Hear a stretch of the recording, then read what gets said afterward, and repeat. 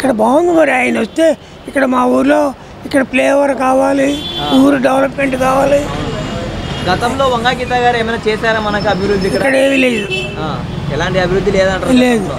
ఇక్కడ ఒక ట్రైన్ ఆగదు, మాట్లాడితే సోమలు కూడా వెళ్ళి ఎక్కాలి. అవును. అక్కడ ఇక్కడ ఇప్పుడు ఇంతకన్నా చిన్న ఊర్లు ఉన్నాయి విజయవాడ దాటి, అక్కడ అన్ని పినాకిని ఆగుతాయి, సూపర్ ఎక్స్ప్రెస్లు ఆగుతాయి.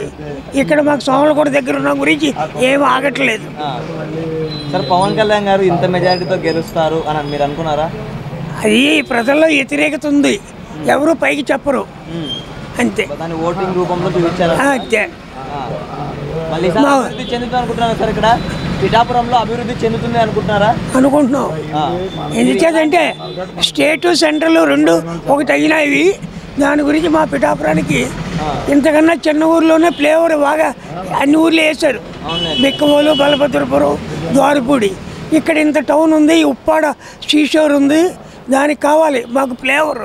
పిఠాపురం నుంచి వెళ్ళాలంటే ఇప్పుడు ఉప్పాడ 8 కిలోమీటర్లు, అక్కడ గంటన్నర సేపు వెయిట్ చేయవలసి వస్తుంది గేటు వల్ల. కాపు ఓటింగ్ మొత్తం పవన్ కళ్యాణ్ గారికి పడింది అంటారా ఈసారి? గ్యారంటీగా పడ్డది. ఆయన అవతలాయనికి పేరు లేదు, అవతలాయన పేరు ఇప్పుడు ఎవరికీ లేదు సార్. ఒకప్పుడు పిఠాపురం అంటే ఎవరికి తెలియదు, అలాంటిది ఇప్పుడు పవన్ కళ్యాణ్ గారు ఇక్కడ పిఠాపురం ఎంచుకొని పోటీ చేయడం వల్ల పిఠాపురం అనేది మొత్తం అందరికీ తెలిసిపోయింది. ఎలా ఉంది సార్ మీ సొంతూరు పేరు? రోజు మాకున్న ఫ్రెండ్స్ స్టేట్లోనూ అన్ని దిక్కులు ఉన్నవాళ్ళు ఫోన్ చేసి మీ ఊరు ఎలా ఉంది, మీ ఊరు ఎలా ఉందని అడిగేవారు.